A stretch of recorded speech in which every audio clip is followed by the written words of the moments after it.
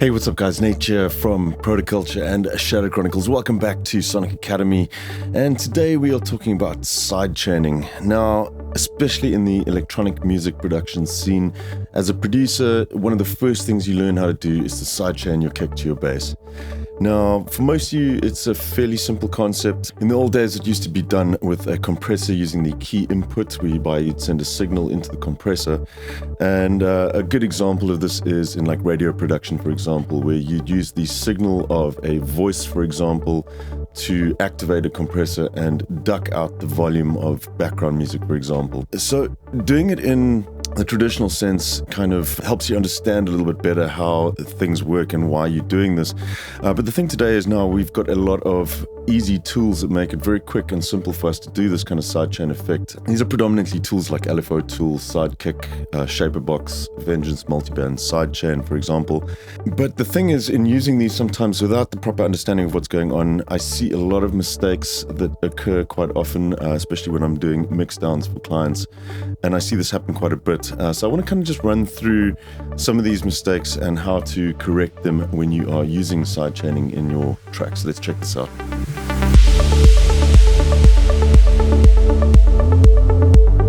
Right, so just to recap the basics, obviously the sidechain, you employ this method because your low end in the track takes up the most headroom. Low frequencies always take up the most volume or the most headroom.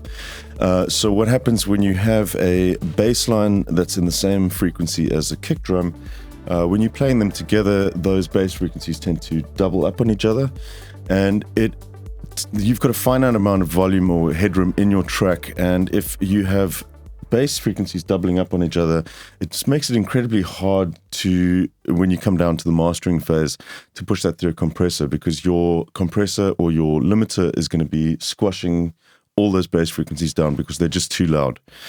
Turning them down is not really going to help either, because then they're not prominent enough in the mix.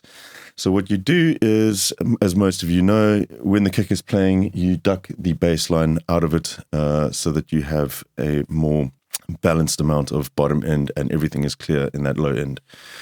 So I'm going to do this the old school way quickly, just to kind of demonstrate how we used to do this. So we just grab a compressor. We'll just enable the sidechain on the compressor. We'll feed the signal from this kick channel into our compressor. So now when the kick is playing, when you have audio at the sidechain input, the compressor is going to be enabled. And when there's no audio, the compressor is going to open up and you'll hear the bass sound.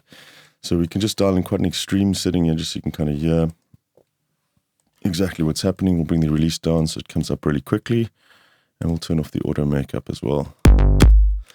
And just turn these off. Let's take a listen. And this one should be volume up.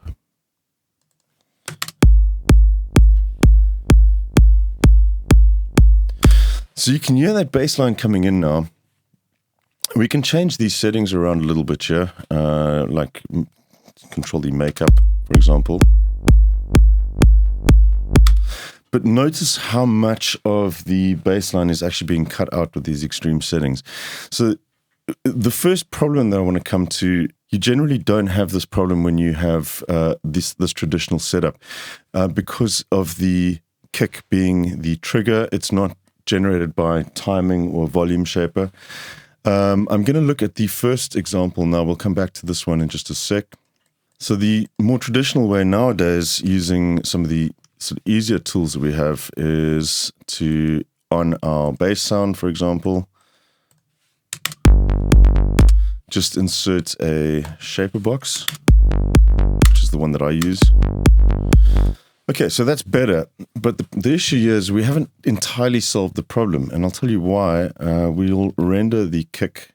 This is just the default kick from kick 2. Let's render the bass sound.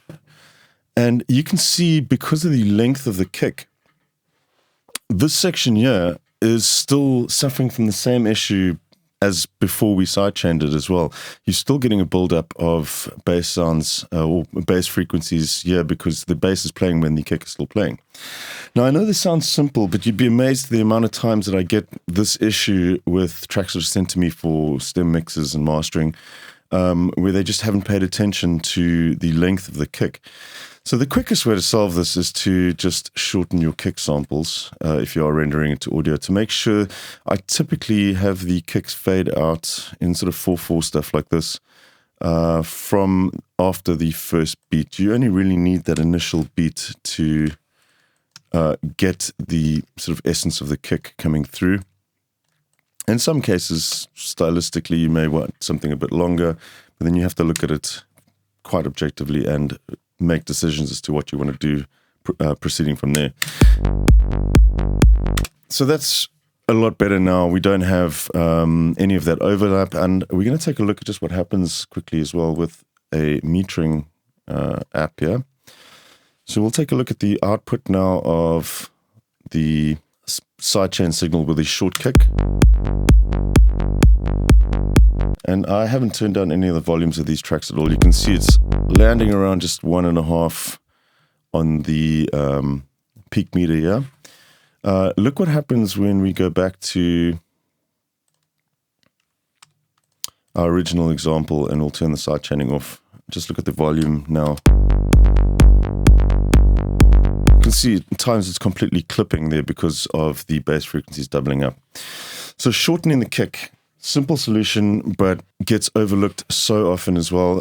Another way that I want to just show you, if you're using something like Shaperbox, for instance, there's a very cool method of making sure that you don't have any of these issues at all as well. So we'll come into our Shaperbox here. You see we have our curve set up here for the sidechain. What we can do in this instance, I'll just bring this over. What we can do in this instance is actually just copy one of the instances of Shaperbox onto the kick. And Shaperbox has a pretty cool feature. When you open up the kick channel now, you'll see they're both being sidechained at the same time, but you can right click in this point here and say flip vertical.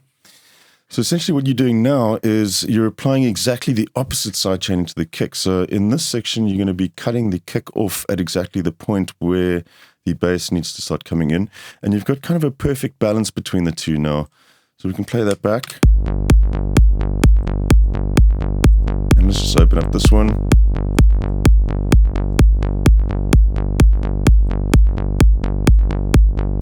And there you have it. So now you're not suffering from any of those issues of the kicks being too long in this case. And it really becomes apparent, for example, when we go back to our original setup here. We'll take a listen to that again. Let's just edit this kick drum, for example, and we'll just go into the amp envelope here and just take a listen to how the sidechain changes now as soon as we start messing with the length of the kick.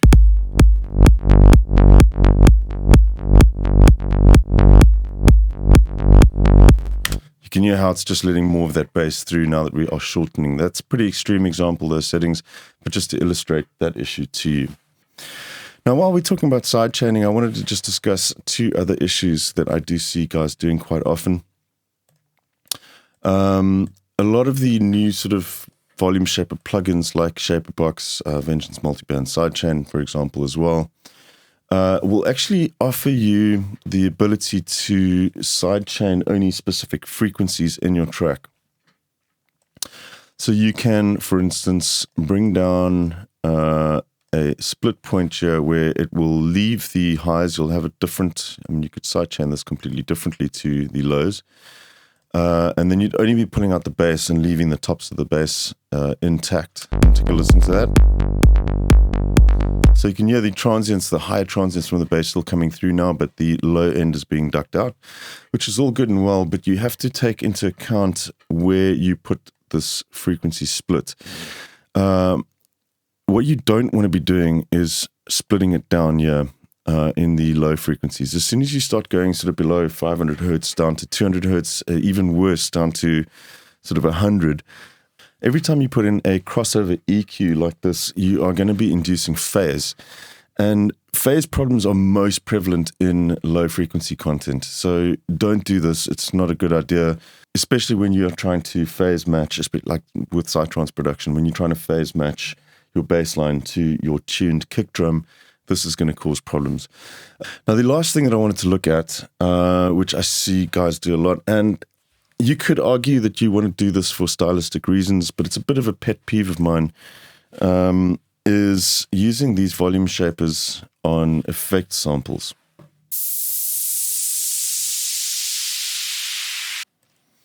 So we'll bring an effect sample in here, and just sort of a typical scenario, you'll have your track playing like this, and you want to get that pumping sound. Now, technically speaking, from a mix point of view, you don't need to sidechain this, because typically we're going to be low cutting effect samples and things like that.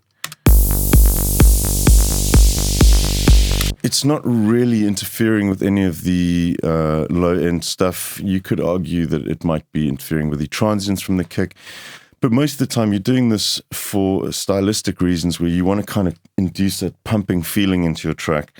So by all means, using Shaperbox again to quickly get that sort of pumping feeling works great. There's nothing wrong with that. But one of my pet peeves is when you come to a breakdown, for example, what I'll see a lot of guys do is they'll have a breakdown and not automate the sidechain. So now, obviously, if you were doing this with the traditional method, as soon as the kick is not there, the stuff that is sidechained to it is not going to sidechain. And at the same time, when you enter a break, you kind of want to be able to let the energy kind of let go slightly and create a bit of a... The reason why it's called a break is to give people a break. So you don't want that kind of frenetic pumping energy all the time when you have a sort of more ambient or chilled section in the track. So don't be lazy. Go into your volume shaper and hit write automation and set up an automation lane for the master mix of the sidechain. So for example, now when you have a break coming in, I like to get rid of that. So we have sidechain occurring, and then we come to the break, and obviously don't have any sidechain occurring there now because there's no reason to do it. There's no kick sample there. So lastly, the other thing that I want to just talk about, and it's something that I see happens quite often as well, even myself, I kind of do this without even thinking, and that's making the mistake of sidechaining absolutely everything in your track. Because it's so simple to do with these volume shapers, you're not setting up a sidechain traditionally, you tend to just drop it on everything. And while that's fine in some cases, what can happen, especially I find it depends from genre to genre, like kind of full-on electro stuff, that constant sidechaining kind of works. When you're working with slightly more dynamic sounding techno, for example, sidechaining everything actually has a negative effect on the actual rhythm and feel of your track. So just be aware of that. You don't need to be sticking a sidechain on literally every single thing in the tune. Just be aware and think objectively about what is interfering where. If you have a sort of mid-range lead with no bottom end that's not interfering with quite a subby 808 kick, maybe consider not sidechaining it, or at the very least not using the default preset and just sidechaining everything out of it. Maybe just use a slightly lower amount of volume that you're pulling out. Maybe just pull out only the transients. What I do sometimes, for example, with a hat, for example, I don't want to be sucking out too much of it, but maybe just on the kick, you might want to be getting rid of just the transient. In that case, you can lower the volume of the transient slightly there, but still have the rest of the channel playing correctly the whole time so you don't lose that groove in your tracks. Cool. So I hope some of you find these tips useful. Like I said, they're pretty simple, but you'd be surprised how often you forget to check these things. So yeah, watch out. Think objectively when you're dealing with what you're sidechaining. Make sure that those kicks are not too long. And don't be lazy. Automate those sidechains when you're in the breakdowns. Cool. I will catch you guys soon right here at Sonic Academy. Cheers. Thanks everyone for watching. We really appreciate all the support from you guys. If you love this video, then smash a like. And if you want to be notified about new videos, hit the subscribe and notification buttons. Peace!